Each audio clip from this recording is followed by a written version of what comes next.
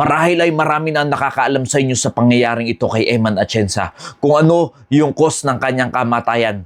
At hindi lang sa kanya mga kaibigan, mga kapatid, marami na rin sa iba't ibang mga tao ang nangyayari ang ganyan. Nasanhi ng isang mental health problem na hindi na nila napipigilan ang depression at humahantong na nakukunin nila ang kanilang sariling buhay. Yes, totoo, hindi talaga biro ang magkaroon ng ganyan. Ako man sa aking sarili ay nagkaroon ako ng mild depression. Hindi pa man umabot sa ganyang kalala. Pero mahirap na nalulungkot ka na lang sa sarili mo, nade-depress ka, na feeling mo mag-isa ka na lang sa mundong ito. Pero alam nyo, ang katotohanan mga kaibigan, mga kapatid, ang isang bagay na magpapalayo sa tao pagdating sa depression, walang iba kundi ang ating Panginoong Jesucristo. Yung relasyon mo sa Kanya, yung magkaroon ka ng tunay na pananampalataya sa ating Panginoong Jesucristo. Yan ang magliligtas sa iyo pagdating sa anxiety, sa depression, at sa kung ano pa mang mabigat na problema ang iyong pinagdadaanan. Walang hindi kayang gawin ng ating Panginoon pagdating sa pagtulong sa ating mga problema. Pero alam niyo po ang tunay na lesson sa mga pangyayaring ito at sa mga nababalitaan natin ng mga ganito sa ating mundo. Unang-una, napakahalaga ng pangangamusta. Alam niyo po, nung mga sinaunang panahon, bago ka makapagpadala ng mensahe, nung wala pang cellphone, wala pang internet, wala pang gadget, ay umaabot ng buwan o di kaya naman ay taon bago pa ma-receive yung letter. Minsan, bago pa dumating yung sulat mo doon sa gusto mong sulatan, ay patay na yung sinulatan mo. Ganon kahirap yung communication. Pero alam niyo po, sa panahon natin ngayon, napakadali na lang ng communication. Meron ng chat, madali na lang sa messenger. Hindi na mahirap makipag-communicate doon sa taong mahal mo. Kaya napakahalaga nung salitang kamusta. Yung pangangamusta, isang bagay na nakakagaan ng damdamin ng isang tao. Yung makamusta mo man lamang kung ano yung kalalagayan niya. At lalo pa nga kung siya ay nasa part na ng depression, dapat lagi kang nakatutok dyan at lagi kang nakabantay. Pangalawa, tayo bilang mga magulang, hindi lamang sa part na may kabigatan yung ating mga anak, hindi lamang sa part na mayroon depression yung ating anak. Dapat sa araw-araw, obligasyon natin bilang mga magulang na nakatutok tayo, nakabantay tayo, alam natin yung mga nangyayari sa ating mga anak.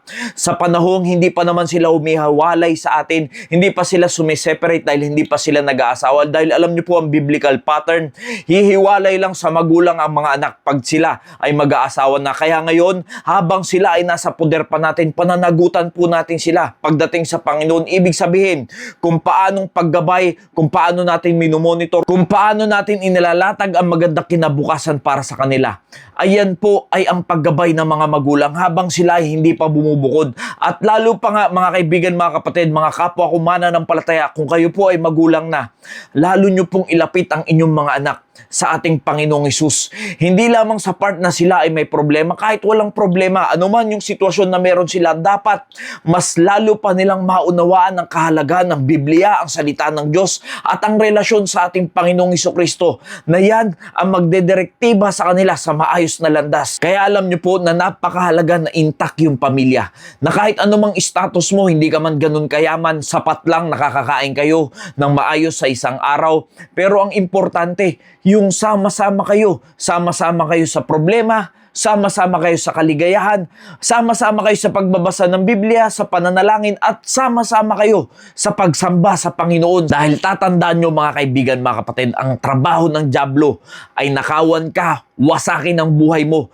Yan yung sinasabi ng Biblia, kaya dapat maging mapagbantay tayo. Tulad din naman na sinabi ng Biblia na ang dyablo ay parang layon yan na umuungal. Nag-aantay lang yan ng kanyang masisila. Kaya kung hindi tayo magiging mapagbantay bilang mga magulang, ano na lang ang sasapitin ng ating mga anak. Pangatlo, at sa lahat ng mga nakakaranas ng depression at lahat ng mga kabigatan na ganyan, na meron na silang mental health problem, mga kaibigan, mga kapatid, alam ko hindi ganun kadali magkaroon ng ganyan, na minsan pangiti-ngiti ka sa harap ng ibang tao pero hindi nila alam yung kaibuturan ng iyong damdamin ay nasa kalungkutan na at nasa kadiliman na. Pero ito po ang aking masasabi, kung ikaw mismo sa iyong sarili ay ilalapit mo ang iyong sarili sa ating Panginoong Hesus, magkakaroon ka ng pananampalataya sa iyong puso at tanggapin mo siya bilang Diyos at tagapagligtas. Masasabi ko po sa inyo na magkakaroon kayo ng tunay na kapayapaan, dahil ang kapayapaan at ang katotohanan ay matatagpuan lamang natin yan sa ating Panginoong Hesus. Wala nang iba,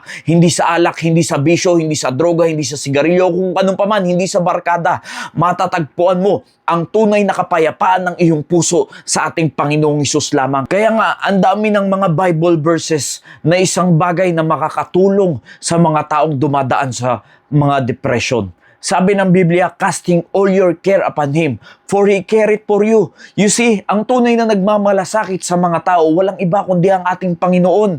Ano pang sinasabi ng Biblia? Come unto me, all ye that labor and are heavy laden, and I will give you rest. Ang totoong kapahingahan ay masusumpungan mo yan sa ating Panginoong Hesukristo.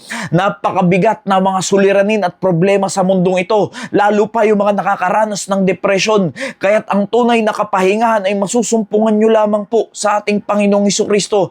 Hindi sa material things, hindi sa kung anong pamang bagay ng mundong ito na i-offer ng dyablo, kundi walang iba kundi sa ating Panginoong Hesukristo. Nandyan ang tunay na kapahingahan ng ating kaluluwa. Be careful for nothing, but in everything by prayer and supplication with thanksgiving, let your requests be made known unto God. And the peace of God which passeth all understanding shall keep your hearts and minds through Christ Jesus. Ang ganda ng sinabi ng Biblia, huwag kayong mga balisa sa kung anumang bagay, kundi kayo ay manalangin na mayroong pagsusumamo sa ating Panginoon.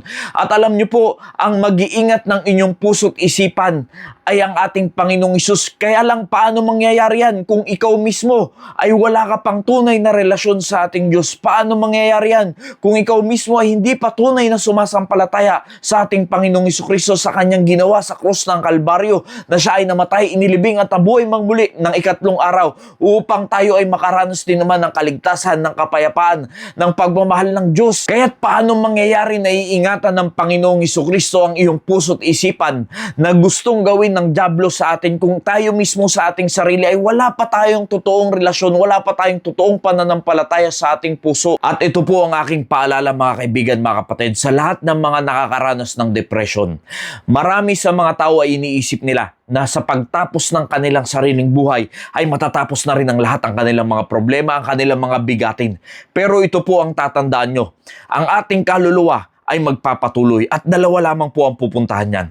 Pag ang kaluluwa mo ay pumunta sa impyerno, yan po ay walang kapahingahan. Walang katapusang problema ang mararanasan mo dyan. Walang katapusang sakit at hilahil. Araw at gabi ay papahirapan ka. At nandyan ang apoy na hindi namamatay kahit kailan. Kaya't kung sa iniisip nyo po sa pagtapos ng inyong sariling buhay ay matatapos na rin ang lahat, ay nagkakamali po kayo. Dahil yan pa lamang po ang isang pintuan na pwedeng magbukas sa inyo po sa tuloy-tuloy na paghihirap ng inyong mga kaluluwa. Kaya ang payo ko po, habang kayo ay nabubuhay pa, habang kaya nyo pang sumampalataya ng buong puso nyo, tanggapin nyo ang ating Panginoong Hesukristo bilang Diyos at tagapagligtas. Ililigtas niya kayo sa inyong depression, hindi lamang sa inyong depression, maging sa impyerno. Nawa naging pagpapala po ang mensaheng ito. Maraming salamat po and God bless you all.